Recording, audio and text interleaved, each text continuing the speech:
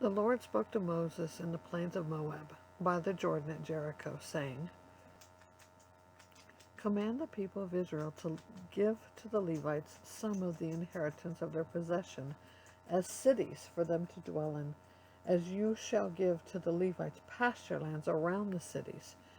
The cities shall be theirs to dwell in, and their pasture lands shall be for their cattle and for their livestock and for all their beasts. The pasture lands of the cities which you shall give to the Levites shall reach from the wall of the city outward 1,000 cubits all around. And you shall measure outside the city on the east side 2,000 cubits, and on the south side 2,000 cubits, and on the west side 2,000 cubits, and on the north side 2,000 cubits, the city being in the middle. This shall belong to them as pasture land for their cities. The cities that you give to the Levites shall be 6 cities of refuge, where you shall permit the manslayer to flee, and in addition to them you shall give 42 cities.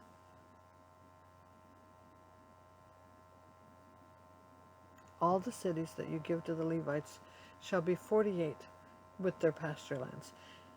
And as for the cities that you shall give from the possession of the people of Israel, from the larger tribes you shall take many, and from the smaller tribes you shall take few, each in proportion to the inheritance that it inherits, shall give its cities to the Levites. And the Lord spoke to Moses, saying, Speak to the people of Israel, and say to them, When you cross the Jordan into the land of Canaan, then you shall select cities to be cities of refuge for you, that the manslayer who kills any person without intent may flee there. The cities shall be for you a refuge from the avenger, that the manslayer may not die until he stands before the congregation for judgment. And the cities that you give shall be your 6 cities of refuge.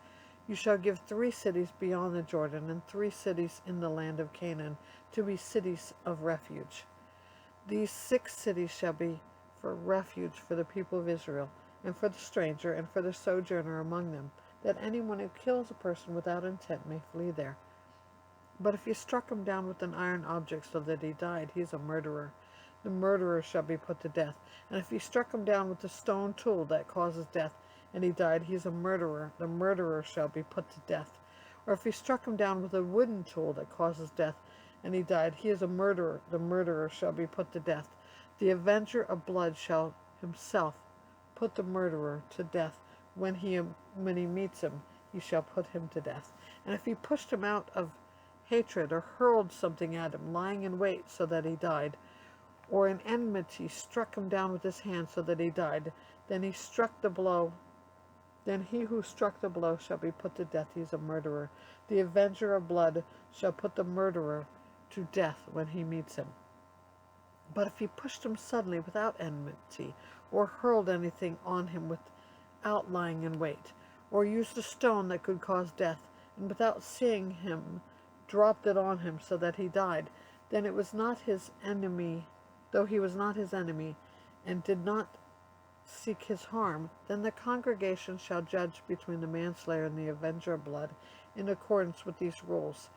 And the congregation shall rescue the manslayer from the hand of the avenger of blood, and the congregation shall restore him to his city of refuge to which he has fled, and he shall live in it until the death of the high priest who was anointed with the holy oil. But if the manslayer shall at any time go beyond the boundaries of the city of refuge to which he fled, and the avenger of blood finds him outside the boundaries of the city of refuge, and the avenger of blood kills the manslayer, he shall not be guilty of blood.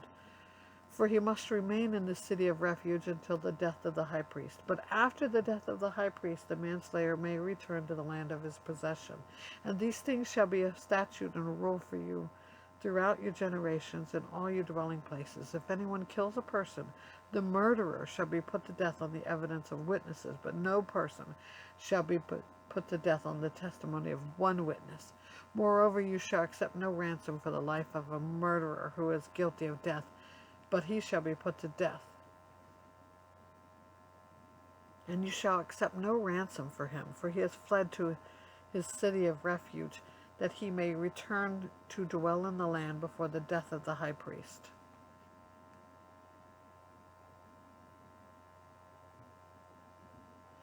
You shall not pollute the land in which you live. The blood pollutes the land, and no atonement can be made for the land for the blood that is shed in it, except the blood of the one who shed it. You shall not defile the land in which you live, in the midst of which I dwell. For I, the Lord, dwell in the midst of the people of Israel.